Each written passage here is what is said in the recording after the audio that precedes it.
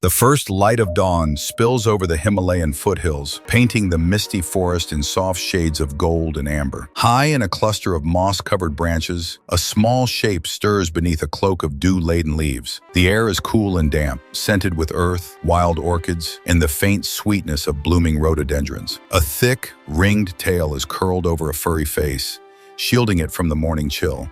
Slowly, the tail shifts, revealing the alert, almond-shaped eyes of a red panda, blinking in the gentle light. With a long, slow stretch that arches its back and flexes every muscle, the red panda blinks away the remnants of sleep. It yawns, wide enough to show tiny, sharp teeth, and gives its russet-colored coat a brisk shake, sending stray droplets of dew into the air like tiny diamonds. For most animals in the forest, the day began with sunrise. For the red panda, who's most active during the cool hours of dawn and dusk, this is prime time to get moving, and the canopy becomes its morning trail. Balancing with the ease of a creature born to the treetops, it pads along a narrow branch, claws hooking gently into the bark with each deliberate step. The forest canopy is its elevated highway, a network of branches that connects food, rest, and safety. While other animals scramble nervously when moving high above the forest floor, the red panda glides effortlessly, its tail acting like a balancing pole. A rustle in the leaves nearby makes its ears twitch, just a bird darting away, but the momentary stillness afterward is a reminder to stay alert. The panda pauses on a sturdy branch and surveys its surroundings. Down below, the ground is a shadowy tangle of ferns, fallen logs, and undergrowth, dotted with rocks slick from last night's rain. Up here, the air is crisp, and the view stretches across a green sea of treetops that ripple with the morning breeze. But the red panda isn't sightseeing. It's scanning for breakfast, searching for the soft green of tender bamboo shoots among the foliage. Despite its name, the red panda isn't related to the giant panda at all. In fact, it's not even part of the bear family. This animal belongs to its own unique branch of the animal kingdom, closer to raccoons, skunks, and weasels than to the black and white bamboo eater most people picture when they hear the word panda. Yet, like the giant panda, bamboo is its favorite food, and the search for it is the heartbeat of its day. The red panda's sharp eyes lock onto a familiar patch of green just ahead. With a quick, sure-footed leap, it crosses a gap between trees, landing silently on the next branch. Claws grip, tail sways, and it moves again. Downward this time, zigzagging along a trunk to reach a stand of fresh bamboo shoots growing near the base. Once on the ground, the red panda's pace slows. This is its vulnerable zone. On the forest floor, it's within reach of leopards, martens, and even large birds of prey. It listens for a moment, head swiveling slightly, then moves forward with measured caution. Finding a tender green stalk, it grips the bamboo with its front paws, using a false thumb, an extended wrist bone, just like a giant panda does. Teeth shear through the outer skin of the shoot, and the panda begins to eat in slow, deliberate bites. Breakfast is unhurried. Red pandas are specialists, consuming up to 95% bamboo in their diet, but they can't digest it very efficiently. That means they must spend a large part of their day munching to get enough energy. The sound is faint, but constant. The quiet crunch of stalks between teeth. The occasional snap as a tougher stem yields.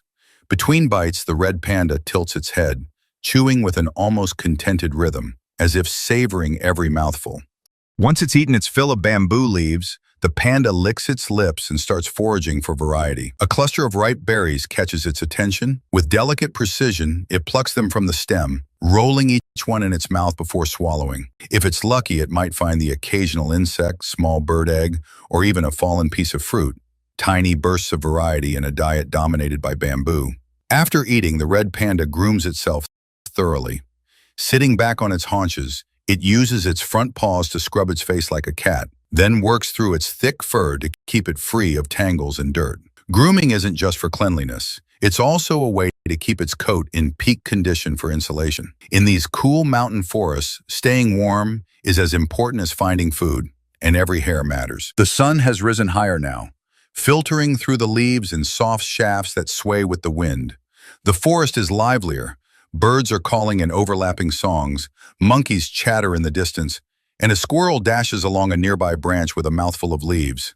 For the red panda, though, this is the time to slow down.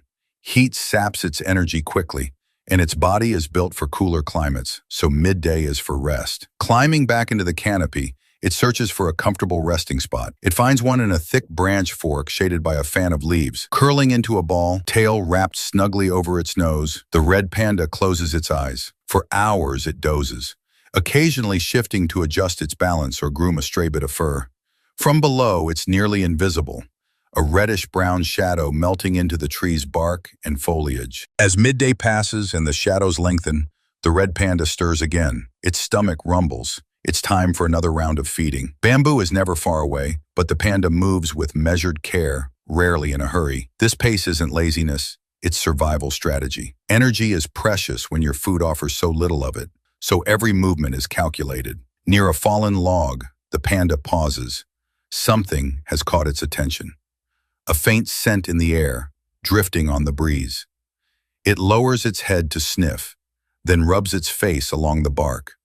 Red pandas use scent glands on the bottom of their feet and around their anus to mark territory, but facial rubbing is another way to leave behind information for others of their kind. It's a quiet message in the forest.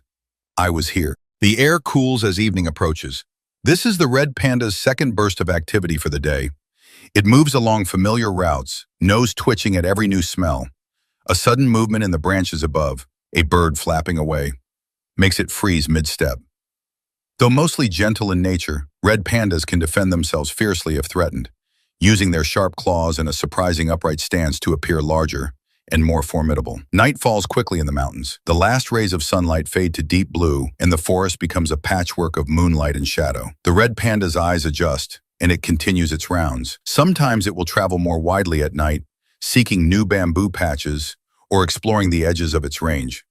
Tonight, though, it stays close, moving in a loose loop that brings it back toward its sleeping tree.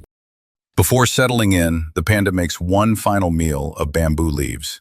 Chewing slowly in the cool night air, the forest hums with nocturnal life. Crickets, frogs, the rustle of small mammals in the undergrowth, and the occasional distant hoot of an owl. Finished eating, the red panda climbs higher, away from the forest floor until it reaches a branch it knows well. Curling into itself once more, it wraps that long, striped tail tightly around its body. The air is crisp, but its thick fur and careful positioning keep it warm. For a moment, it stays alert, ears flicking at the sounds below, absorbing the quiet rhythm of the forest. Then, reassured by the safety of its perch, its eyes close. Up here, hidden in the canopy, the red panda sleeps peacefully. It's not a bear, and it's not the panda most people imagine. It's something rarer, a species all its own, ancient and distinct, perfectly adapted to a quiet life in the trees. This was a day in the life of a red panda.